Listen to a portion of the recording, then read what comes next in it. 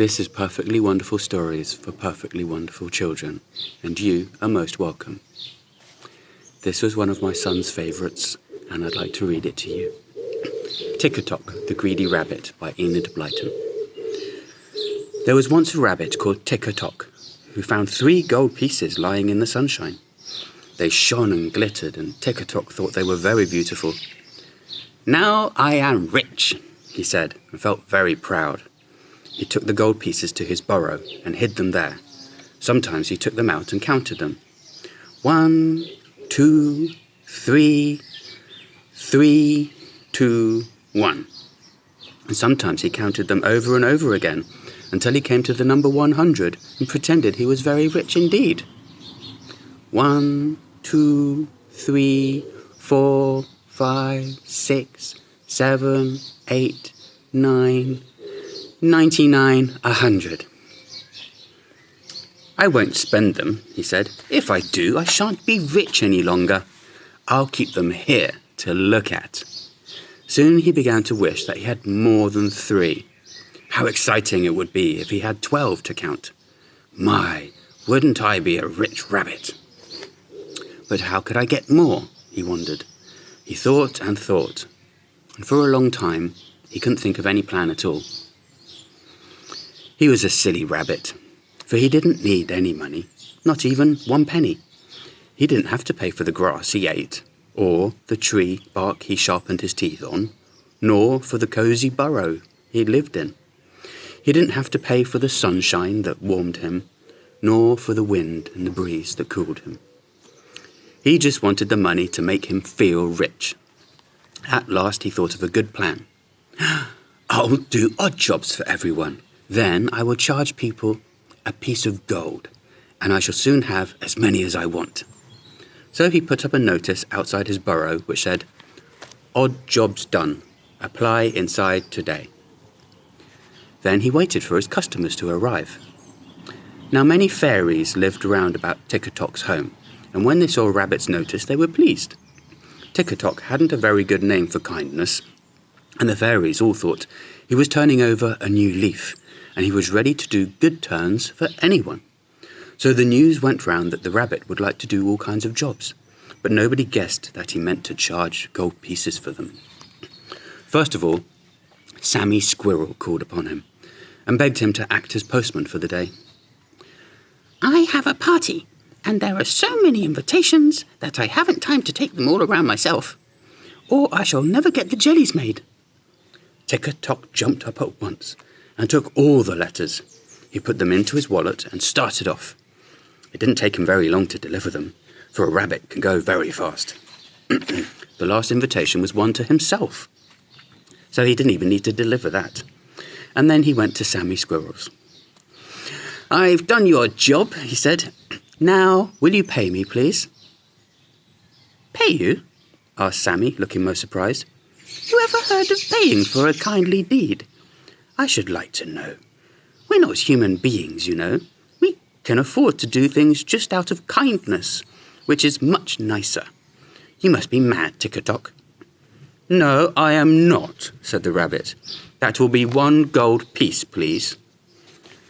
"Come on, Sammy, pay me quickly." "I haven't even got a silver piece," said Sammy crossly, "and I shouldn't give it to you. If I had, I thought you were turning over a new leaf, and you were going to do good turns for all of us for a change. You've been a mean little rabbit for a long time." That made Tick-A-Tock furious. He stamped off, tearing up his invitation as he went, and vowed he would make Sammy pay up some other time.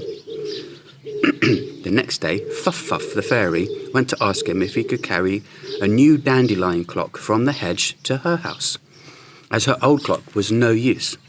It was such a tiny fairy that the weight was too much for her. Well, that was nothing to Tick-A-Tock.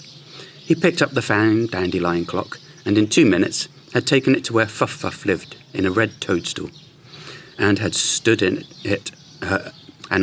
in her little hall. "Oh, you kind rabbit," she said, and kissed him on the nose. "That little job will cost you 1 piece of gold," said Tick-A-Tock. Fuff-Fuff gave a scream. and then laughed. You must be having a joke. We don't expect to pay for kind deeds in fairyland. Nonsense, said Tick-A-Tock. 1 gold piece, please. Well, of course, Fuff didn't give it to him. She simply shut her door in disgust, and wouldn't even open it when he banged 12 times on the knocker.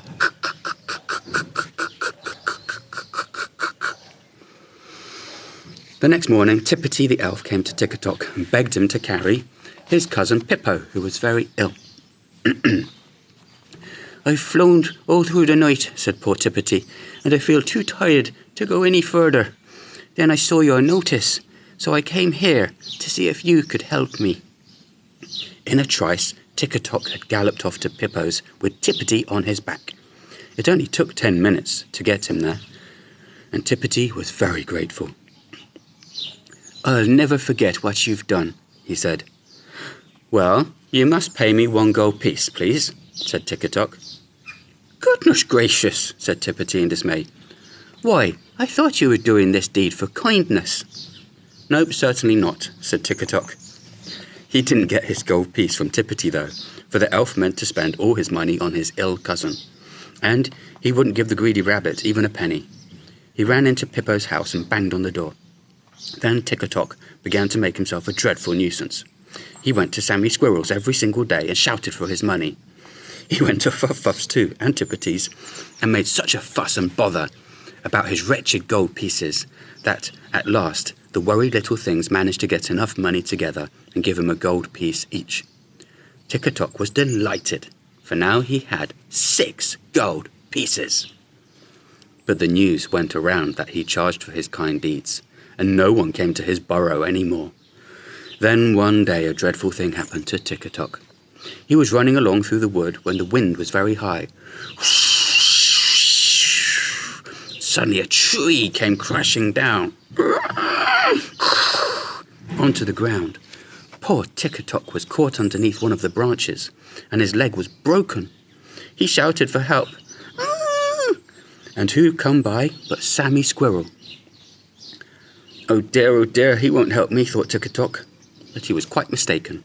Sammy came running up, and in 2 twinks he had lifted the branch off Tick-A-Tock and set him free. Arr! Half a minute, I'll get someone to help me carry you home. He ran off and brought back Tippity the elf. Tick-A-Tock felt certain that Tippity wouldn't dream of helping him. But he did. He was dreadfully sorry about poor Tick-A-Tock's leg, and he and Sammy gently carried him home. You must have a nurse, said Sammy, and went to fetch one. Who should he bring back but Fuff the fairy? Tick-A-Tock felt certain she wouldn't stay with him, but she did. And a very good little nurse she made.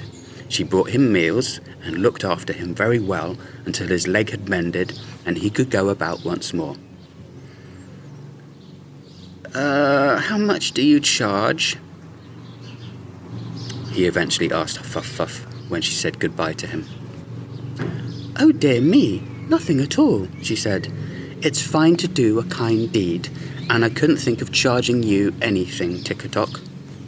Sammy and Tippity said just the same thing, and Tick-A-Tock suddenly began to feel very ashamed of himself. They might easily have charged me 2 gold pieces each, he thought. I could have said no, for they might have left me under a tree. Dear, how very kind of them. The more he thought about things, the more ashamed he felt, and that night he got up and went to his store of gold pieces. He took 3 envelopes and put 2 pieces of gold into each. Then he ran to Sammy's and dropped 1 envelope into the letterbox. He did the same at Tippity's and Fuff's, and then he went back home feeling very happy. He didn't take down the notice outside his burrow. It's still there, and heaps of people go to him every day for help. For you see, he doesn't charge anything at all from now on. He likes to do things for kindness, so no wonder he is the best loved rabbit in the whole of Fairyland.